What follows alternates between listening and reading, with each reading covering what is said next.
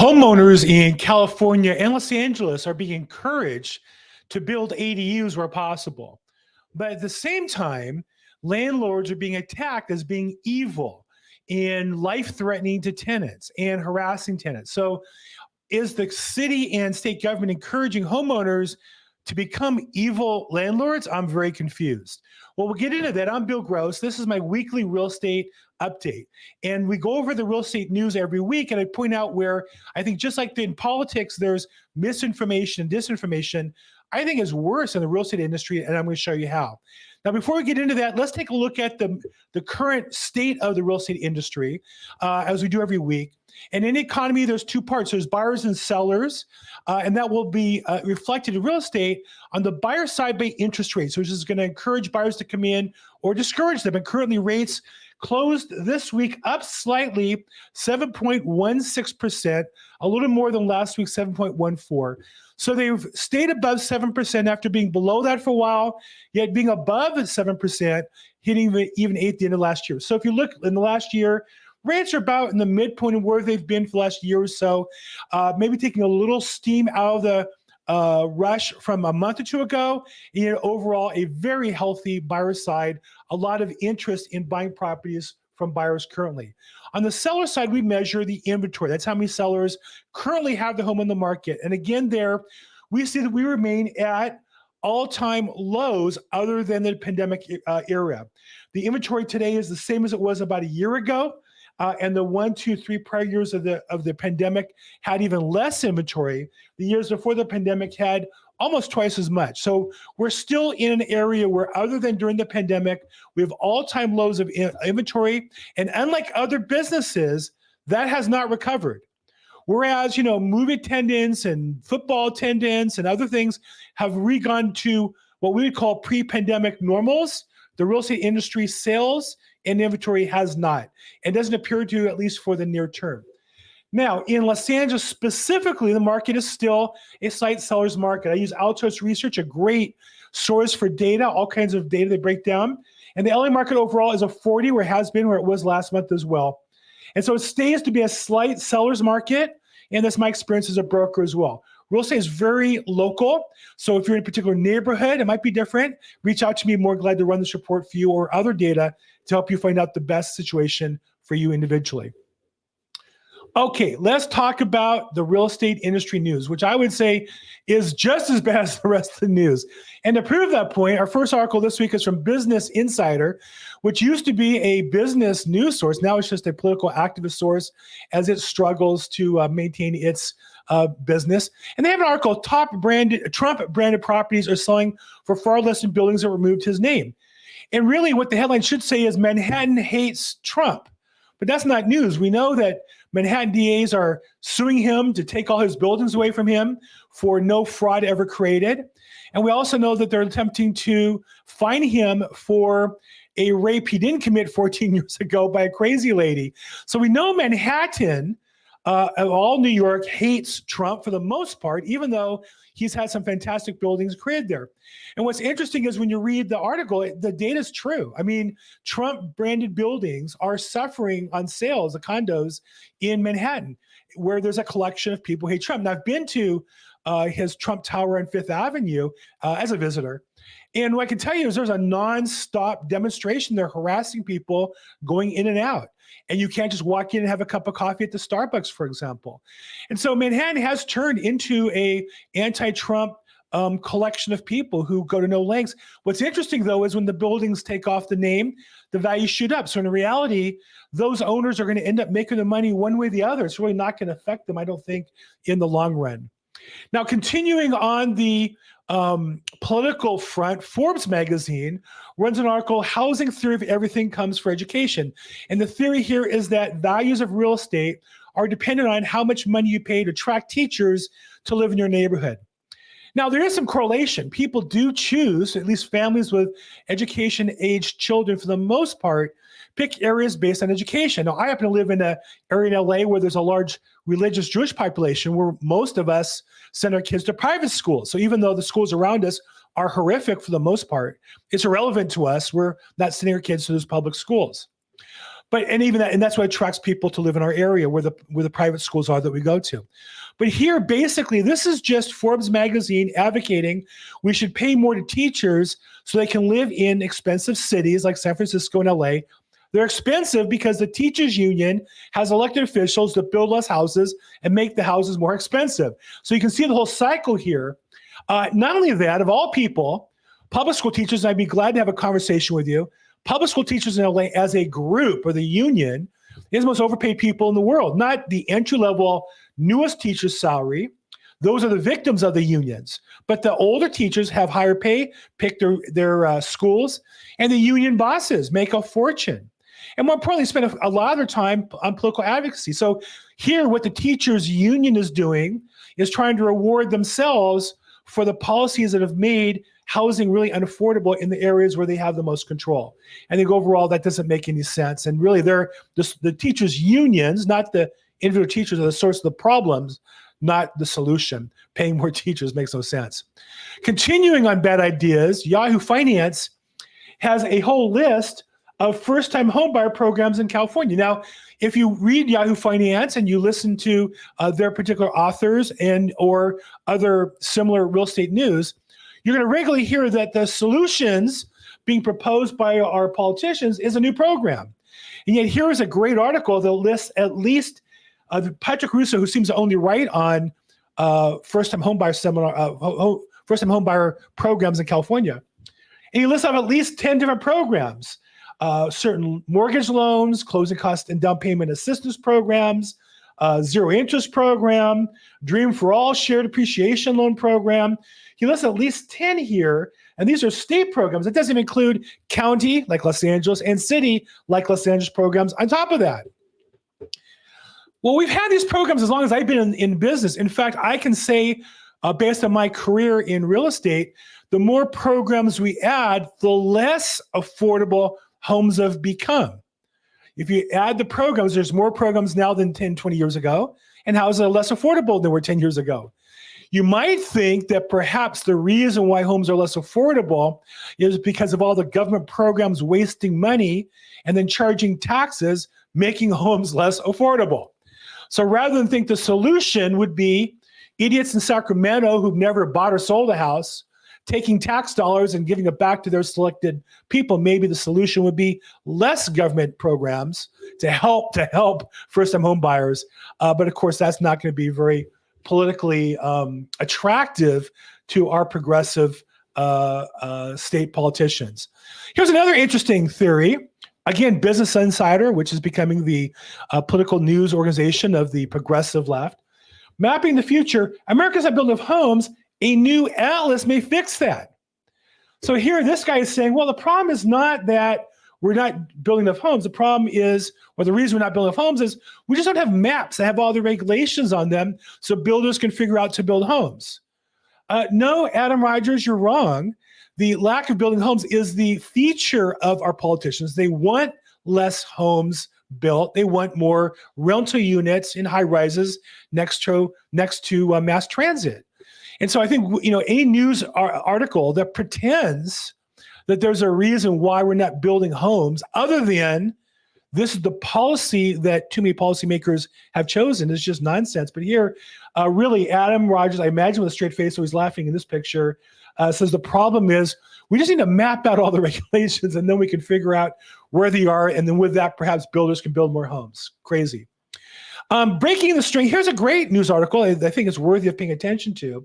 NBC4 News, and they publish the articles they put on the TV. So kind of interesting case here. Southern California couple lost $160,000 in a rapidly growing down payment scam. It's not just a down payment scam.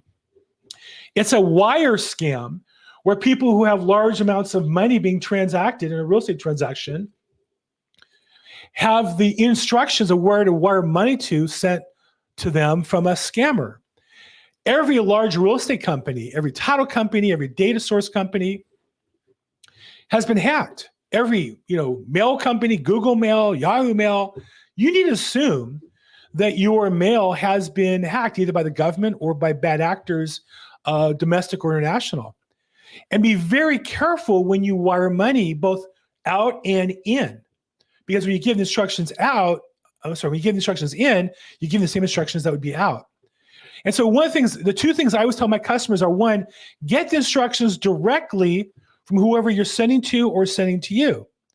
Don't get them from me. As much as I like to service customers and send them the wire instructions for the escrow or the case, it adds another layer of complexity because somebody could hack my email or hack them by pretending it's my email with the instructions. And we don't want to do that. So number one is make sure you get the instructions directly from the party you're sending to or receiving from. Don't go on the internet and search Wells Fargo wire instructions because there are fake websites there.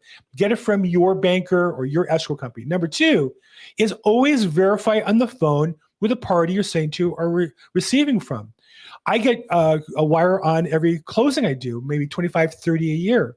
And sometimes it's annoying to have to talk to the escrow to verify my wire, but it's a safety check to make sure the money comes to me directly, doesn't get lost, and more importantly, a bad actor doesn't get my information and wire money out. Now, I only wire into or out of an account I keep very little money in, meaning the money comes in, I transfer it to another account. Or the money goes out from an account that I've transferred money into and wired out of. So I guess that's a third precaution. If you have the ability, is create a separate account or at least choose the account you wire from. Never wire from your major savings accounts or your major money markets. That would make no sense. So again, good article by NBC4, I guess in a mix with a lot of other bad stuff. Next article I found fascinating. When your city is such a mess that San Francisco makes fun of you, you know things are a mess. Here's Melrose Avenue. Once the beating heart of California cool is in trouble. I happened to just drive there last week and I saw this article. And it's a mess. When you go into Melrose, it's amazing how many stores are closed, boarded up, graffiti, trash, crazy people walking around. This was a really hip, cool area that was really on the upcome. And the George Floyd riots really hurt this area physically as well as economically. And they both, routed a lot of stores and put them out of business. And then a lot of people have moved out due to the crime. And with less people in the area, there's less people going to restaurants and bars and the other services, haircut places, nail places as well. And that Melrose area really is just, and of course, it's the city of LA. So unlike maybe Beverly Hills or Burbank or other cities, they're going to have very limited and poor law enforcement.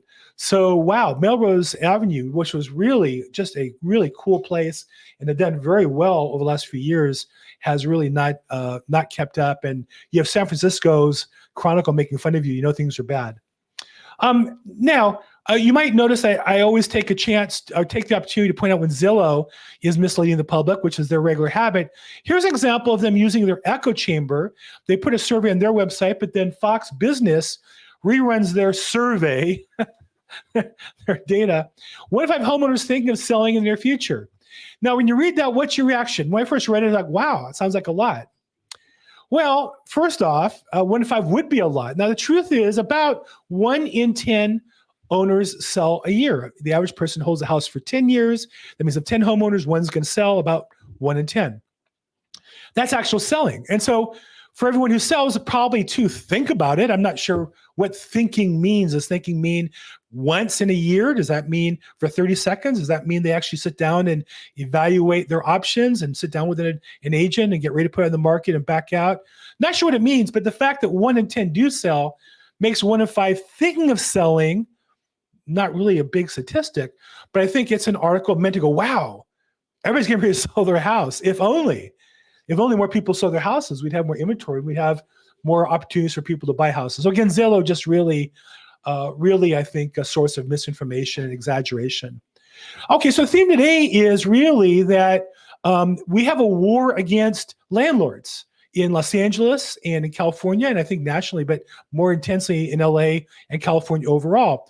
And so we have on one hand a pressure or incentives to build more landlords by building more properties, ADUs. And then we have at the same time, all kinds of indictments and pretty scary source of information against landlords. Let's take a look at that. The failing LA Times, as it's swirling down the toilet bowl of obscurity, has an article titled, "Landlords Have Attorneys, Renters Almost Always Don't. That's a Recipe for Injustice." So think about this. You're a homeowner, you own a property, you rent it out. The person in there might be a deadbeat, not pay you rent for a month or two. You notice them, they don't pay the rent. So now you got to pay the mortgage, taxes, insurance, and upkeep, maybe the gardening and whatever, utilities, trash, but you're not getting any rent. And on top of that, you got to write a check to an attorney for, and a consult could be $300, and then actually retaining one could be a couple $1,000s to file the paperwork. Not to mention, if the tenant gets an attorney, it's going to be thousands of dollars in 6 months, 9 months, if ever you get them out. And so the LA Times kind of says, well, tenants deserve legal representation too, and of course they're welcome to it. But the problem is, it sounds sympathetic in a case that, in my experience, 99% of the time is not. It's just they're deadbeats for whatever reasons, or they're financially unable to meet their obligations. And rather than be honest about it, they hide behind an attorney. And this just raises the cost of home ownership in Los Angeles. Less homes, and the ones that are there are going to cost more. So you have this case where now the LA Times is saying that these people should get attorneys. And the real reason is also false. Virtually every tenant who ever wanted an attorney in LA or Santa Monica, for sure, probably LA County, is basically solicited multiple times for free legal service. There is an army of nonprofit legal organizations. And in many cases, these are nonprofit, meaning people give them money, they pay no taxes. And then these attorneys, after serving there for a while, get their legal fee, their law school student loans relieved. The American Bar Association Journal last month chronicled numerous people having $200,000 and $300,000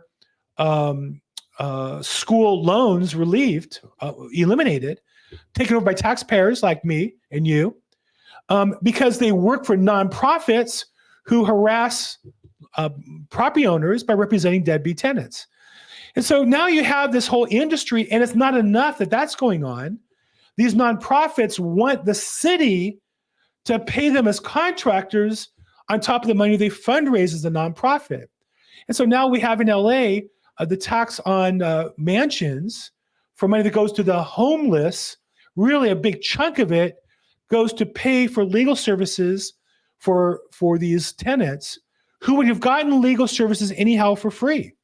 So it's not true that they can't get legal services because they're tenant and can't afford it. In my experience, having been in the halls of court numerous times, they are people that are camped out looking for clients nonstop all day long. And now the city has a registration process that gives them even easier access to those leads. So again, I think it really is very unfortunate. But if you look at the LA Times article, notice what it really is advocating. Stop all evictions.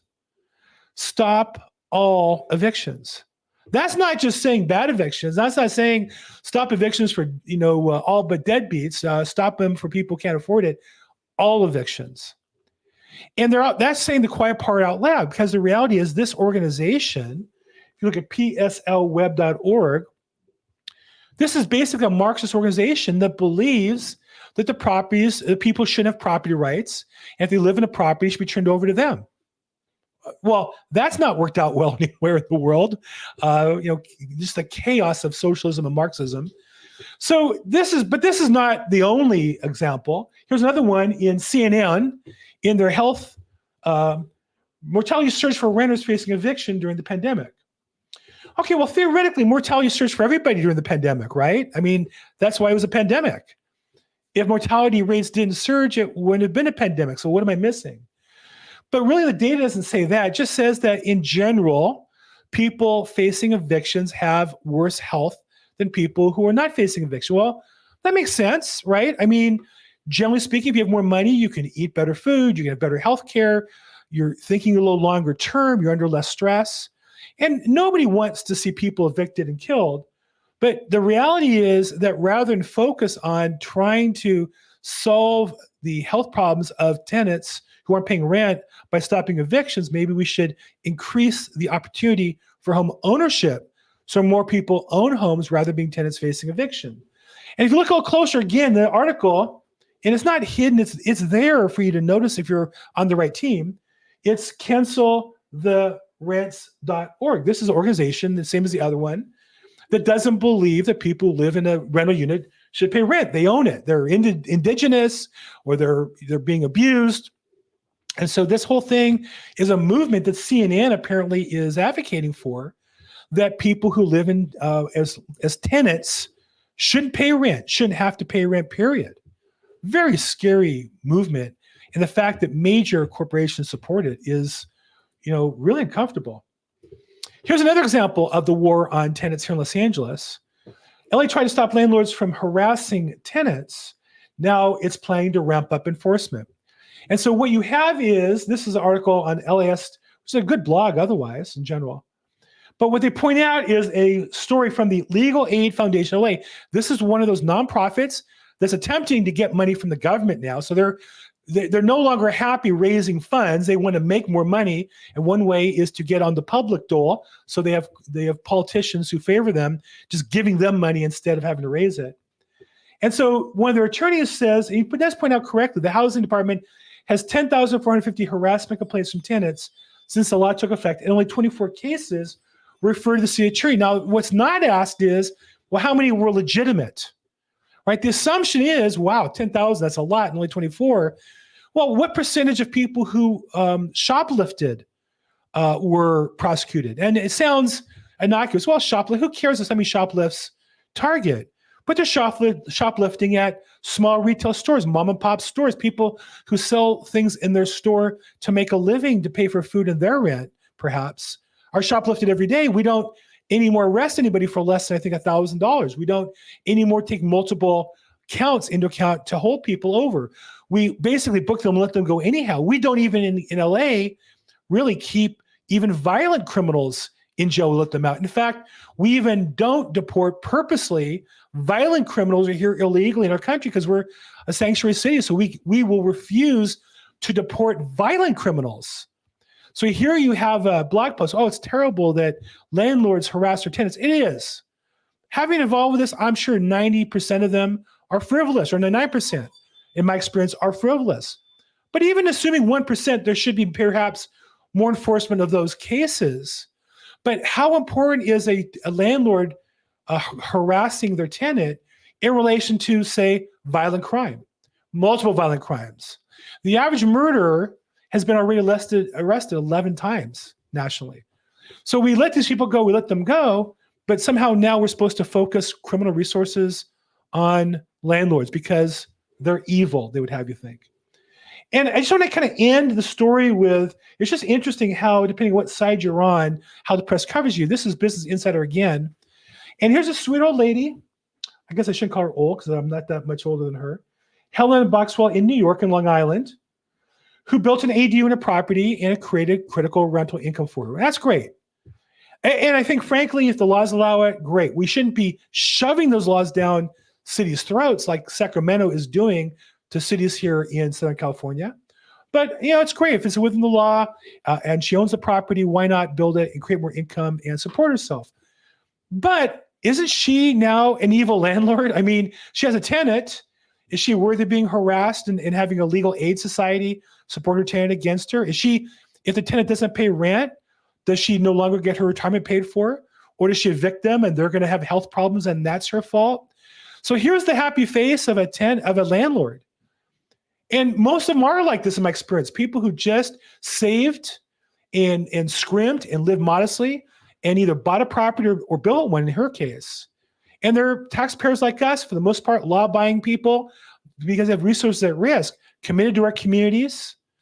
And yet the second she buys an ADU or builds it and then rents it, she's the face of the evil landlords. And we should just take her property and give it to the tenant because the tenant is a person of color or indigenous or is somehow harassed or is somehow being cheated because they can't afford to buy their own property. And again, I think all this is backwards. I do think that as a political matter, we should be focusing on helping more people achieve the American dream by saving money, by cutting expenses, by investing money, by start investing in real estate and achieve their own share of the dream. If we focus on that, we can improve our economy. If we focus on the opposite, we're going to end up with a lot of unintended consequences. So those are my thoughts for the day. If you're interested, well, I guess the question is, what should you do? And the answer depends on your case. The case of an ADU, you should be careful that sometimes if you have an ADU, the unit that you build in the back is rented. But if you move in the back and rent the front, that front unit in LA at least becomes subject to rent control laws. And I had a client who that happened to. We were able to sell the property to an investor who assumed they could evict the front, and to this day still haven't. I think they spent more on legal fees than they have collected rents from that unit. So again, what's the right situation for you? Well, be careful. Let's get together and review your options. Is a good time for you to buy? Let's get a plan together. A good time for you to sell? Let's get a plan together that works for you. Don't focus on the news and the hype and the trends. Focus on your plan and let's execute it together. If I can help, reach out, Outbuild Grows Probate on social media, call, text, email, reply to this email. And as always, make today your best day ever. Thanks so much.